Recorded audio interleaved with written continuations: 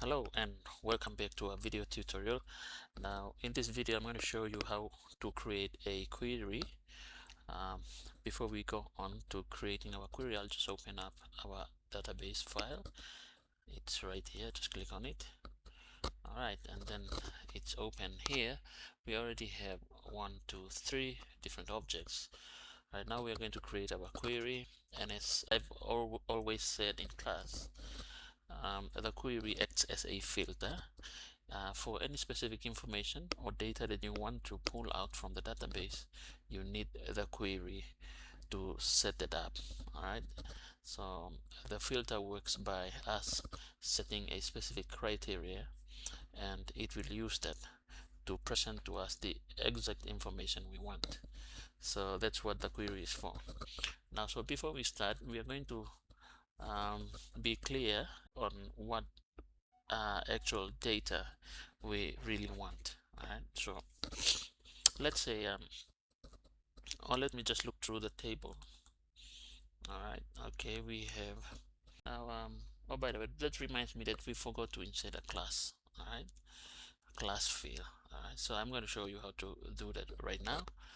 Before we create our query, let's insert the class field. Alright, so you're going to go to the design view of this table. So design view. Alright, so we are in the design view now, so you can add the class down here, and it's going to be a short text. The field size can be 4. Alright, and that's about it. But I think it's good to move it up, and it will display between the gender and date of birth. Alright, so I'm going to click here like that. While it is selected, I can click again, and while holding down the mouse button, I'll drag it up and release my mouse button there. Alright, and there you go. The class field now appears in between the gender and date of birth fields. Alright, so that's about it. Now if we go and check the table in datasheet view, right? Oh yeah, it says first save the table. Yes, now you can see the table, rather the class field showing up there. Now let's just insert some of our class names. Right, 11.1, 11.1 again, 11.2, 11.2. Alright, and maybe we can add one more name here. Let's have a male. That will be job job killer from 11.1.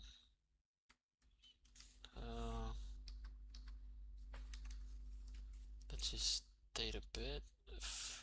Let's say 1,700.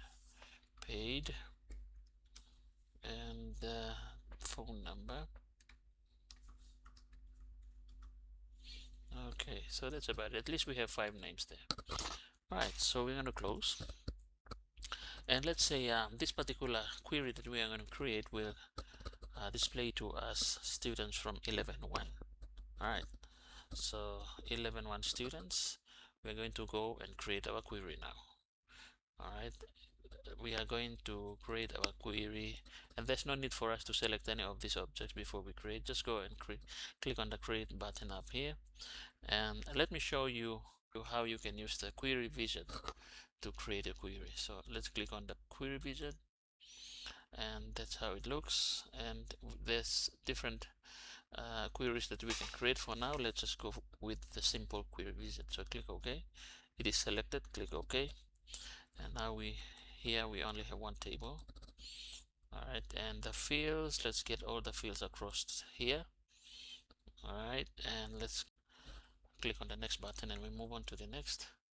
Would you like a detail or summary query? We'll just say detail. Okay, click next, and let's give a name to this query.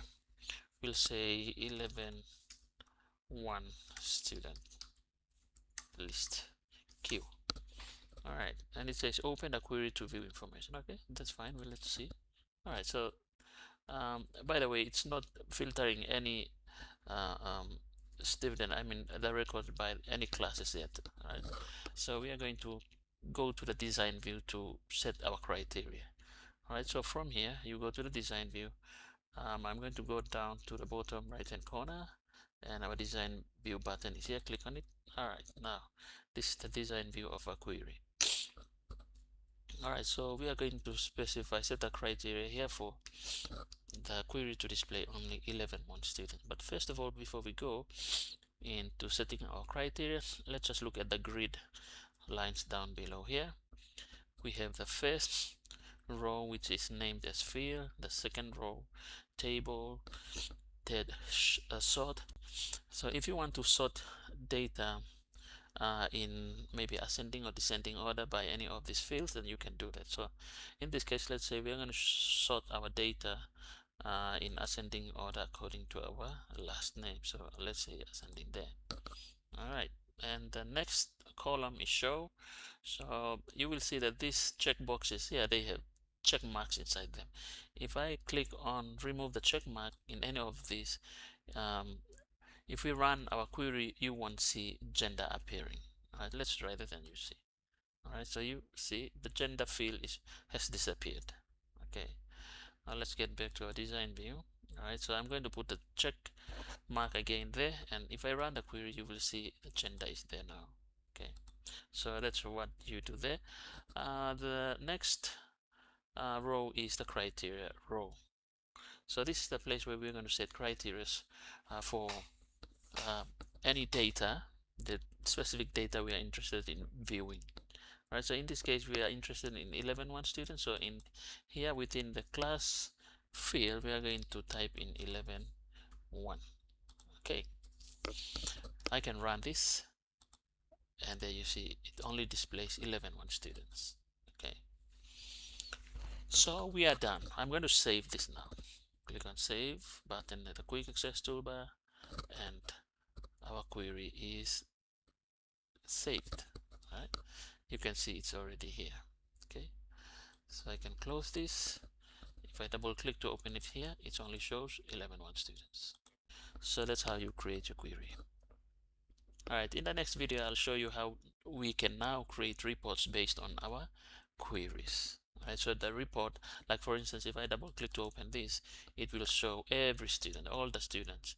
This particular report is linked to the table, so every record that is in the student T table will be displayed in this report. Alright, but if we link our report to any of these queries, alright, it will only show whatever the record is been filtered in that query, in that report. So in our next video I'll show you how to create a report based on our queries and not the table. All right, thank you.